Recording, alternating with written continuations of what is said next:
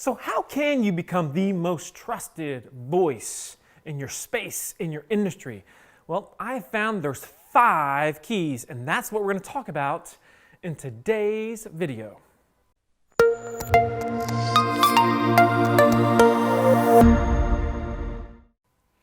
Hey folks, Marcus Sheridan here, and let's talk about how you can become the most trusted voice in your space.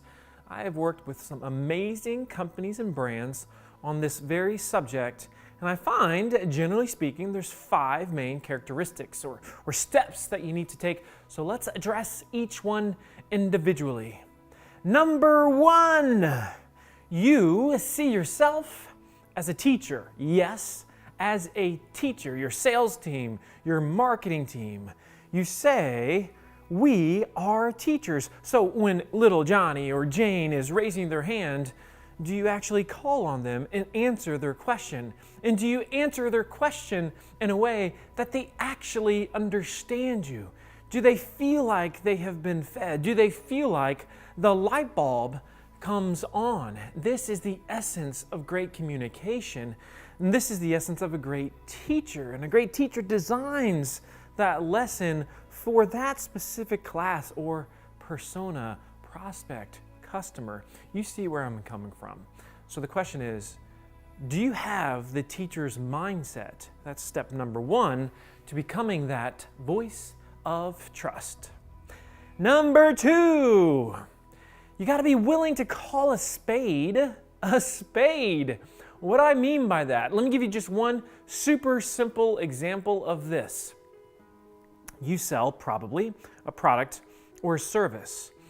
Do you openly talk about who your product or service is for and also who it's not for? When somebody comes to you that's clearly not a good fit, do you try to make it a fit, or do you say, you know what, we're not the best fit for you? That's what calling a spade does. And when you do it, you become so much more believable and real and unbiased to that prospect, and they will tell people about it, and that's how you build your tribe. So call a spade a spade. That's number 2.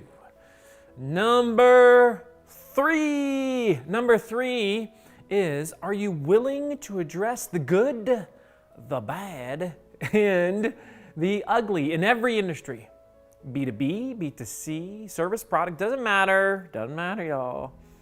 There's good, bad, and ugly. There's stuff that's happening in your space that you know isn't necessarily good, and there's other stuff that's happening that's great. But are you willing to talk about those things? Let me give you just a couple simple examples. You know, I own a swimming pool company, and we have the most trafficked swimming pool website in the world, and we became that voice of trust. But we did that by addressing issues that we saw that were potential flaws within our space. Let me give you an example. It used to be that all fiberglass pools were built on sand. So in other words, you dig a hole and you would set them on top of sand. Well, that's dumb. I mean, you don't build a house on sand and you don't build a driveway on sand. Why would you build a pool on sand? Because what does sand do? It moves and it settles. And so we openly talked about this problem, how it was important to install it on gravel. And today, most pools, because of this education, are installed on gravel. You see how that works? Gotta be willing to call those issues out. And if you're willing to address them, now you're gonna improve your industry. And again, you're gonna be seen as that expert, as that major voice of trust. And that is number 3. Number 4, they know it's not about them. In other words, it's not about you, the company. There's one star here. The star is always the customer, the prospect, the community, the audience. That's the star. You see, trusted companies, they're not looking to impress anybody. They're not looking to say, yes, we're the brightest and we're the smartest and we're the thises and we're... No.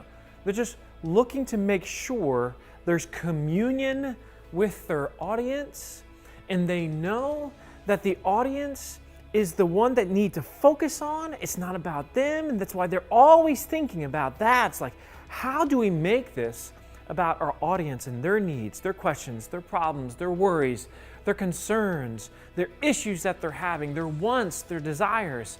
That's what it's all about, and that's number 4.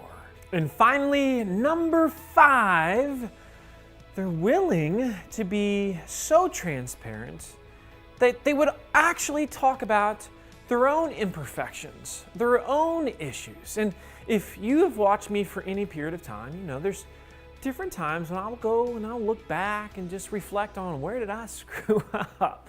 I screwed up a lot of places.